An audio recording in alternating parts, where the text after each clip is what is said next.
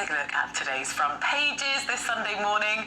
I'll save the high street, says Rishi Sunak. The Prime Minister, hopeful, vows to help shops thrive, punish hooligans and stop banks closing cash machines. That's according to the Sunday Express. In the Sunday Times this morning, Liz Truss has proclaimed herself the Education Prime Minister, promising an Oxbridge interview for every A-star pupil. Let's move to the Telegraph. You could receive, as we've been talking about this morning, a £10 fine for an NHS no-show. It's an attempt to improve the availability of GPs, so says Rishi Sunak. If you miss 2 consecutive appointments, you'll be fined. Independent says Britons want whoever wins the Conservative Party leadership race to face a general election. Prince Charles's judgment is being questioned yet again. According to the Mail on Sunday, one of his charities received a £1 million sum from the family of 9/11 terrorist Osama bin Laden. Come on, you lionesses! The Sunday People backs the England women's team to beat the Germans in tonight's Euro final. And the Daily Star, hot as hell, they say. The Sunday Star says this sizzling summer will last until Halloween. Ooh. Nice, and normally the sort of 3 days we get of summer in the UK. Not great for everybody's lawns. No, not good for the lawns. Let's talk to political commentator Andre Walker and anthropologist Mariana Hotter, who are here. Good to see you both this morning. Andre, let's talk about the high street revival that Rishi wants to enact. By the way, the English summertime's my favourite day of the year. Yes, okay. Oh, the old ones, a classic never dies, Stephen. A classic never dies. So anyway, how much of this is going to happen given how far Liz Truss is ahead, I don't know, but Rishi Sunak obviously really keen to make some momentum back. He's saying that he's going to save the high street. I think the critical issue for everybody is the way that business rates effectively are being seen to destroy the high street. Whether that's right or wrong, I don't know, but of course the amount that Amazon pay in business rates compared to, say, Harrods, which is a significantly smaller number of customers, is just unbelievable. And so consequently, things are able to be sold online significantly cheaper than they're able to be sold on the high street, and that is extremely damaging. He wants to see shops refilled, and he wants to stop bank branches from closing, although it has to be said, I'm a customer of one bank that said it was going to open up more branches and has just recently closed. I think the world is turning against the high streets. I think it's a very sad thing. But well, it's evolution, is it? And I know a lot of people talk about this the other day. I know a lot of people like the high street, but it's just not. We say, oh, we want to go to the high street, but we still, if we need something, think, oh, I'll just get online. I can just order it in 30 seconds. I think you're right. It's a culture change, isn't it? And you have those campaigns that say shop local, support your love your place, love the place you live, support independent shops, and it is absolutely true. You have to put your money where your mouth is. It's all well and good to say, it's terrible that that lovely little grocery shop on the corner's closed, or there's no shop in the village, or whatever it is. And you go, well, if you use it, buy your bread and milk there. But the thing is, when people are counting the pennies, that little bit of extra that you have to pay because you're not going to the massive Tesco's or getting it online, it does add up. Yes, and I do think sort of bit of a luxury. It's real difficult. I do think there's an important caveat. I refer back to Theo Pathetis appeared on this channel and he was talking about this subject. Obviously, he owns Ryman's, and the point that he made was that he didn't mind paying taxes on profits, but the big problem with business rates are that before you do anything at all, you've got to pay your business rates. And so there are sometimes shops that make a loss and are still paying quite a heavy tax burden. And these sums can be pretty huge. And of course, as I say, with the online retailers, because it's based on the space you rent and warehouses are cheap, town centre shops are not cheap, it can put them in real trouble. But you get rid of business rates. Businesses may stay around for a bit longer, but it's not going to make us go and shop there, is it? I get that. I think there are a couple of things. I think, somebody said to me, who has a huge shop, said, do you remember the old days when we all used to go to a different town, say, every weekend and go, hey, let's look at the shops in, I don't know, in Bath today. Let's go and have a look in Bristol. Now, everything's got exactly the same shops, and that is part of the problem. There's no diversity within different shopping areas. When was the last time you went to your high street deliberately for a specific purchase?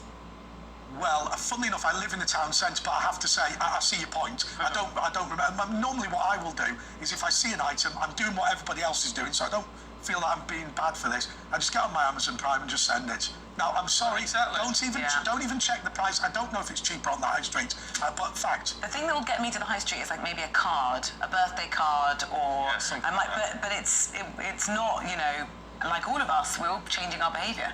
It is. That doesn't mean that the high street should be dead. It just means it needs to evolve as well. It needs to reinvent. Because the thing is, people still need community spaces. You still want a place where you can meet up with your neighbour for a coffee, take the kids after you've been to the library, all that stuff, which actually makes somewhere feel like a good place to live. Yeah, I just wonder if Rishi Sunak is just trying to improve the life support rather than reinvent it.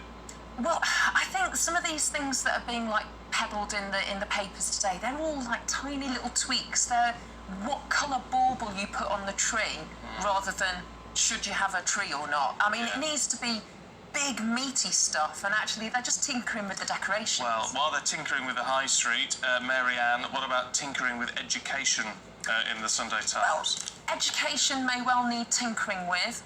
This bit is nonsense, I think. It's a really interesting and bizarre proposal from Liz Truss, in my opinion, which is that she wants to make Britain an aspiration nation. Right. She wants to enable people to kind of actually maximise on their talent, enable social mobility. Her suggestion for how to achieve that is that any kid who achieves 3 A stars at A level should get an interview at Oxford or Cambridge. If they want one. If they want, they should be invited for interviews. No, it should be mandatory. You shouldn't have to apply, you should be invited. Yeah. And somehow that will change people's perceptions of Oxbridge. But isn't that... And also change people's chances of getting in. Except that's the bit that's wrong-headed. Well, except isn't this pure meritocracy? So there's been very big concerns about diversity, for example, within Oxbridge. Yeah.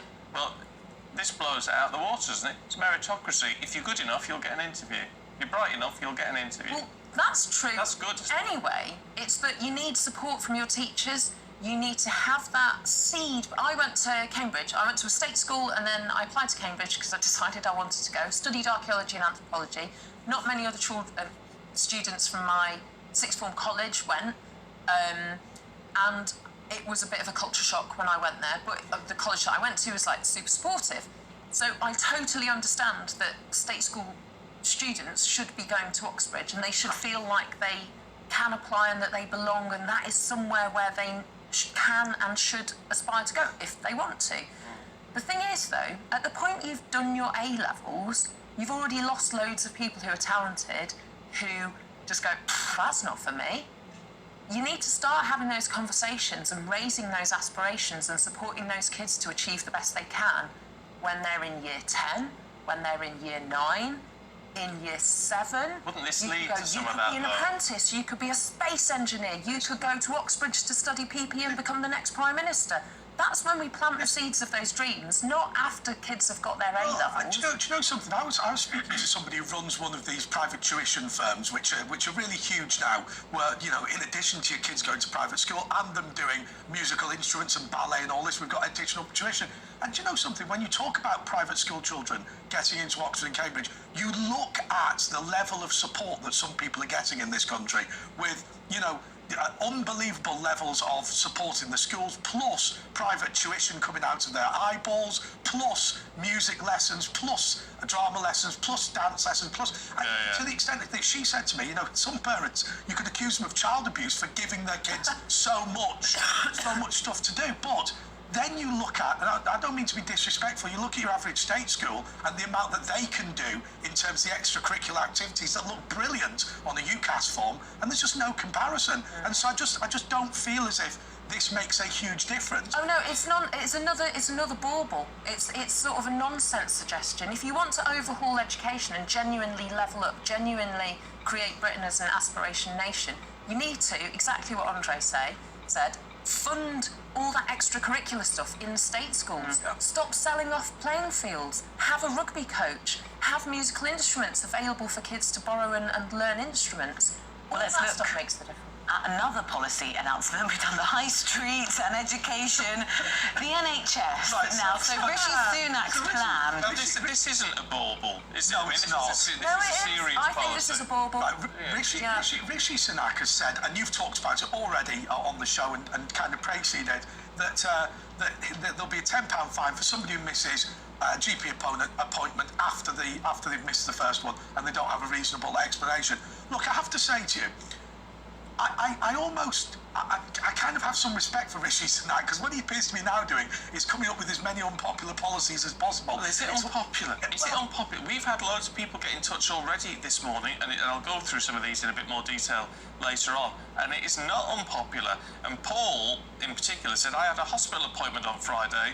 The screen in the waiting area showed that of 16,000 appointments the previous week, 5,600 had failed to attend. Wow, that's incredible. And you know what? I had a friend of mine who was a GP, and he said one of the major problems that he had was, and I'm not being disrespectful when I say this, lonely people who just kind of book in appointments because they've really just got nothing better to do.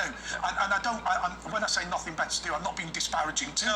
No. These people just want the company. Yeah, but he said that that's one of the great difficulties. And of course, one of the problems we do have is the difficulties in getting GP appointments. I think I was on this show last week and we made exactly that point about how difficult it is to come and meet a GP, how difficult it is to get in person.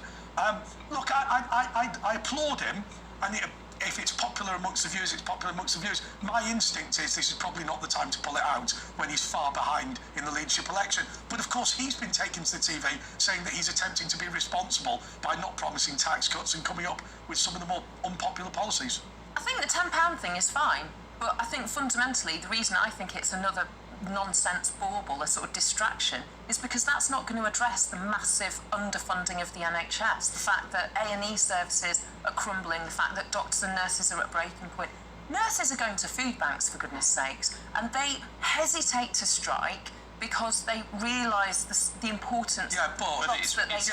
But you can't keep pushing because the system is broken. Yeah, but people wait hours for 999 ambulances. How's a £10 fine? But what Stephen said... Well, it's not about the fine, it's the deterrent, isn't it? Because the amount of money which is wasted by people not turning up. It is, but it's a drop in the ocean. Maybe. But I have to say, I didn't know the statistic that Stephen's just read out. I mean, if you're talking about a third of appointments in some cases, admittedly that's one hospital, 1 week, but a third of appointments missed. I mean, that is a far more catastrophic problem than I'd realised. Ken says, absolutely agree with the charge for missed appointments, so it should be a minimum of £25. There you go. Well, keep your thoughts coming through. I mean, it's not about paying it, is it? It's about the deterrent, I guess. At GBViews@gbnews.uk. We'll leave you two for now. Mary Ann, Andre, thank you. We'll catch up with you a little bit later on.